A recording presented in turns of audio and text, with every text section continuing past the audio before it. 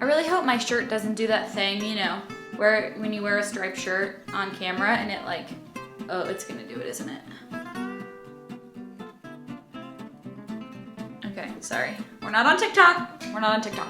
Hello, welcome back to my channel. My name is Rudi and thank you so much for being here. Today's video is a part of our buy or buy series on this channel. We're gonna go through the most recent releases on Trend Mood's page from the last month. From what I'm seeing, honestly, it's a lot of buys. There are a few things that I may dabble into, but honestly, from our last buy or buy, I didn't actually buy anything, so we'll see. I also thought it could be fun at the beginning of these videos to talk about a little bit of what's on my face, especially those standout products. So I did just post my August favorites recently, and in that was the Neutrogena Hydro Boost Hydrating Tint.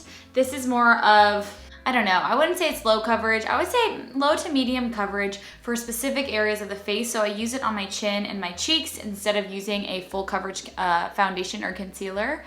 I love it so much. I am in shade Natural Beige 60. And then the standout for my brows today is the CoverGirl Easy Breezy Brow in the shade Medium.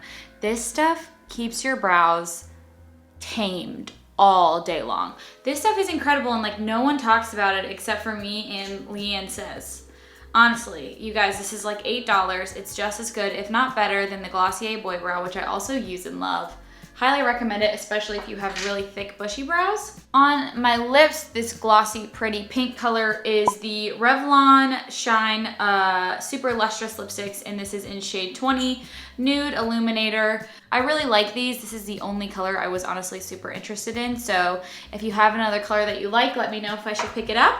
And then lastly, also talked about this in my favorites and flops, I am wearing the Freck Beauty Original Freckles. I only have them on my nose right now. You probably can't even see with this lighting. Still testing it out and trying to feel it out. While you're here, please don't forget to subscribe. We talk about makeup, skincare, hair, lifestyle, acne, oily prone skin. We talk about a lot on this channel and I would love to have you. Let's get into some of these products because y'all know I'm gonna have a lot to say. Okay, so first up we have Charlotte Tilbury, which she is adding a ton of stuff to the Pillowtalk family, which it's like, I know that Pillowtalk is a very popular product, the lipstick and the lip liner. I actually love the lipstick and I do own it, but I think that we don't need 5 lipsticks, an eye gloss. We don't need all that on top of it. I think that a lot of companies end up taking a good thing and making it like way too much. I think Tarte did that with Shape Tape. I just have no interest in these. I think the original Pillowtalk is the best formula. I don't like glittery lip glosses. I think it makes you look very young, as in like 7 or 8 years old. Not my thing. And I do love a cream pot shadow, but I just think for this price, you should just get a Colourpop Super Shock shadow in one of the metallic shades. Okay, the next thing we're gonna talk about is the Soft Matte Complete Foundation by NARS, and the description is a natural looking matte coverage that resists oxidation and helps prevent your shade from shifting throughout the day. So the thing here is I would expect all foundations to follow that rule of helps preventing your shade from shifting throughout the day. I know that a lot of foundations oxidize, but I don't think that not oxidizing should be the selling point, if you know what I mean. These come in a squeeze tube. They look pretty high coverage and they're $40 each. I don't know. I just think you guys, we could probably find something similar that is less than $40 and doesn't tout that they don't oxidize. I think it's just silly to me.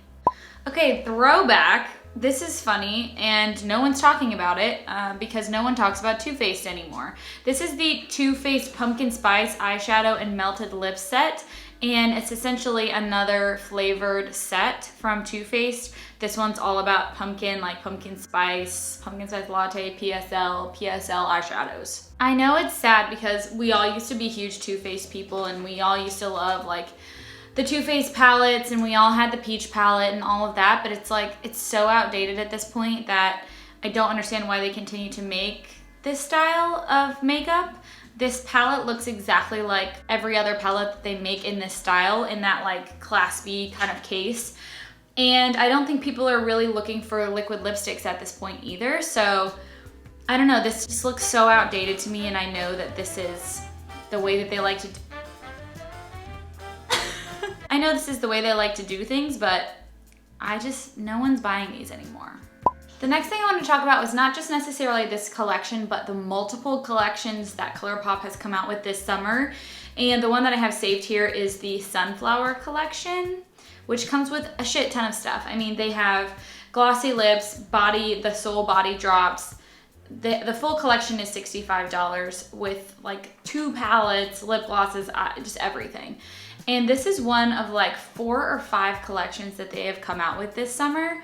And I think it's like, I love Colourpop, but read the room, honey. Having multiple collections come out right now, I just don't think it's the best idea, especially as we're coming to an end of the summer. Like dropping a Sunshine collection, like a Sunflower collection, doesn't really make sense to me. So I had no interest in it. In fact, I haven't had interest in a Colourpop eyeshadow palette in a really long time, just because I feel like they push stuff out so fast that it's hard for me to like get excited for it, because I know something new is gonna come in like 2 days. Okay, so Glow Recipe is really pumping out stuff this summer. I just posted on my community tab that I am testing out their new cleansing balm, the Papaya cleansing balm, and I actually really do like it. The only thing I don't like about it is that it does have a slight fragrance, and it's not that the fragrance bothers my skin because I'm washing it off, but I just don't like the smell, like personally. But it is a good cleansing balm. It's a little expensive. But today we're gonna talk about their new Plump Hyaluronic Serum. It's so cute. Oh, sorry, Plump Hyaluronic Serum. And this is just a hyaluronic acid serum. It says that it has a concentration of vitamin C and 4 different forms of hyaluronic acid at 5 different molecular weights. So we all know that Dr. Dre has said that hyaluronic acid coming in different forms and like different sizes doesn't really matter, but also they're recommending you wear this morning and night, which, okay, maybe so, but if this has vitamin C in it, you need to be really careful about making sure you apply sunscreen if you're using this in the morning. And also the packaging is clear, so I don't really know how that would work for a vitamin C type product, because it does go bad basically if it's exposed to light or air. So I will not be purchasing this, although I think it's very cute. I think that hyaluronic acid is in most products that you own already. If you go look at the ingredients, it's already in our moisturizers, probably in a serum that you're using. I just don't know if this would be completely necessary, and so I will not be purchasing it, although I do think the packaging is really cute. Okay, Tower28 came out with 4 new colors of their lip jellies. They're Shine On Milky Lip Jellies. And I only own one thing from Tower28, and it is their SOS spray. My friend gave it to me when I was having a lot of irritation on my skin. I talked about that in a video in which I was doing Leah Yu's soothing skin routine. I can link that up above. So using that has been really nice. I'm actually thinking about doing an entire video on it because it uses an ingredient that I feel like not a lot of people are talking about. But regardless, Tower28 is a brand made for people who have sensitive skin, and I just like what they stand for, and I think that these look really pretty. I like that they have a nice shade range for all different types of skin. However, I'm not a huge fan of things looking milky on my lips. I don't know, it ends up like, you know, getting in the middle like butthole mouth, and I'm not interested in that. Although I think these are pretty, I probably won't be purchasing because right now I am obsessed with the Ilia Balmy Gloss tinted lip oils. They are so freaking good. I talked about them in my monthly favorites. I'll link that up above. It's just, they are amazing, and I would probably continue to buy those over these new shades. Okay, kind of the same feelings I had about the Too Faced collection. Urban Decay is coming out with a limited edition collection, including all of these like crystal stone type products. There's a highlighter, a lip gloss, and an eyeshadow palette. Everything looks so like 2010, 2011. This highlighter is like, it looks like a rock. I just don't see it for them like that. Also, these glosses. Who wants a purple? I mean, okay, you know what? No judgment, but I don't think the average consumer is looking for like a purple holographic lip gloss. Maybe they are, and maybe I'm out of touch, but this just seems like a really random collection to come out with in the middle of summer, considering we're all doing like lighter coverage, more like summery glossy looks, and they come out with like a purple holographic eyeshadow. I don't know. It seems out of touch. I'm sure it'll do fine, but it's just a no from me. Okay, something that is a yes from me that I'm super interested in trying is the Colourpop Soul Body Face and Body bronzing balms. They are $15, which is not bad. And the reason that I'm interested is that I heard that the shade Light is a dupe for the Chanel bronzer that comes in that tub that everyone is obsessed with, that is like $1 million. Apparently this is the same consistency, and it says it's a cream balm formula, velvety smooth, soft focus, silky finish. It comes in a good number of shades, which I really appreciate. Also has a kabuki brush, and for both of them it's $20. That's not bad at all. On the flip side of that, the next picture in this set here is of a strawberry face polish from the Fourth Ray Beauty, which is the skincare brand from Colourpop. Absolutely not. Absolutely not, and I recommend that you do not do this as well. Why are we making physical exfoliators? Like, is this 2016? Like, what's going on? I thought we were focusing on chemical exfoliators, like we're moving in the right direction, and then they come out with a face polish.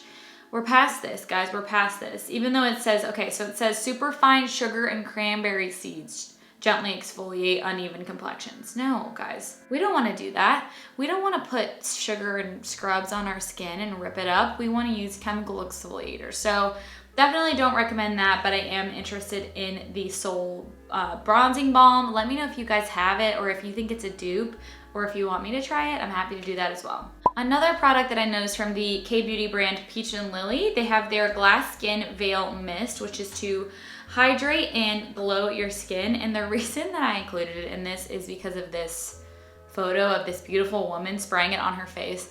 And I just have to laugh. Is this how you guys apply your spray? Like, she's so happy, but it's getting in her mouth. It's getting everywhere, in fact. So this is a, like I said, Glass Skin Veil Mist for luminous and translucent skin. What the hell does that mean? Translucent skin? This whole glass skin thing makes absolutely no sense to me. Why would you want to be see-through? I don't understand it. It is fragrance-free, but it has cucumber and peach extract in it. It has a nice, even pH. And this post, I will link everything down below, has a bunch of information about what's in it. It actually looks pretty good. Looks like we have cica in it, ceramides, hyaluronic acid, licorice root, which we know is good for soothing the skin. So, I mean, it looks pretty good. It's just not anything that I need, especially because I just don't use facial sprays very often. I feel like with oily skin, I'd like to keep it as non-wet as possible. So we all know the talk of the town recently is Selena Gomez's new makeup line, Rare Beauty. And honestly, I think that she did a really great job of curating a nice collection. I think that the packaging is absolutely beautiful. And I think that if a celebrity is going to come into this space, especially because it's such a huge space online right now, that this is probably the best way to do it. It's not called Selena Gomez makeup, you know, it's called Rare Beauty, and she is the owner and CEO, but when you look at these products, it's not like a picture of Selena Gomez's face on the packaging. She released a ton of stuff, you guys, like a ton. She released foundations, concealers, liquid blushes, highlighters, lip glosses, lipsticks, liquid lipsticks, eyeliners, a blotting sheet, like eyebrow stuff, everything. So I am really interested in a few of these things. I've been watching a few reviews, and based on what I've seen, I don't know that the skin products are super oily skin friendly. I am really interested in the really luminous sheer lipsticks. Those look beautiful. I'm not a huge fan of matte liquid lipsticks, so I probably won't pick those up. And I think the concealer looks really nice. Overall, I just think she did a really good job picking out the right products to launch. I think her next step would be probably a bronzer and a setting powder, but from what I've seen, I'm not sure that these products will look super great with powder on top, so I would be curious to see what she came out with next, and I'm pretty sure that she came out with like 50 shades for her concealers and her foundations, which I think is awesome, and it's how it should be every time. So good for her. We'll see if I end up picking up something. If I do in the future, I'll be sure to let you guys know and we can do a full review. Okay, only a few things left. I wanted to talk about the new Gripping Primer Hydro Grip Setting and Refreshing Spray by Milk Makeup. This is a dual phase setting and refreshing spray that sets makeup, hydrates skin, and provides a glassy glow.